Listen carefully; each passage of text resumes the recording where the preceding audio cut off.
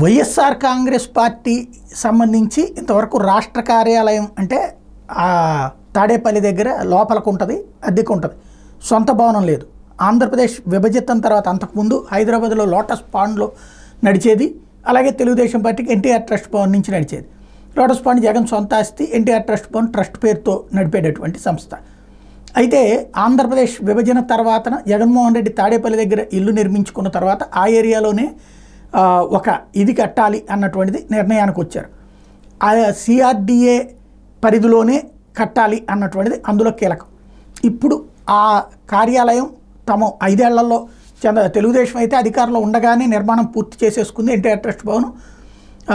అయితే వైఎస్ఆర్ కాంగ్రెస్ పార్టీ 5 ఏళ్లలో అది పూర్తి చేసుకోలేదు, అండర్ కన్స్ట్రక్షన్లో ఉంది. దాన్ని ఈ తెల్లవారుజామున వైఎస్ఆర్ కాంగ్రెస్ పార్టీ కార్యాలయాన్ని కూల్చేశారు. ప్రొక్లైనర్లు బుల్డోజర్లతో భవనం మొత్తాన్ని కూల్చేశారు. స్లాబ్కి సిద్ధంగా ఉన్నటువంటి భవనాన్ని స్లాబ్ వేశారు. కొన్ని చోట్ల ఇంకా పూర్తిగా చేస్తూ ఉన్నటువంటి దాన్ని కూల్చేశారు.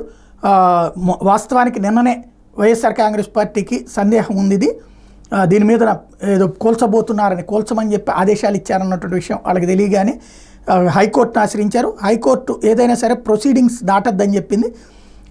అయితే ఈలోపుగా తెల్లవారుజామున ఈ ఉదయాన్నే కూల్చివేత చర్యలు ప్రస్తుతం మనం చూస్తున్నటువంటి దృశ్యాలు అదే. ప్రొక్లైనర్లతో ఒక్కొక్క పార్ట్ని కూల్చేస్తున్నారు. సంపూర్ణ కూల్చివేత దిశగా అడుగులు పడుతున్నాయి.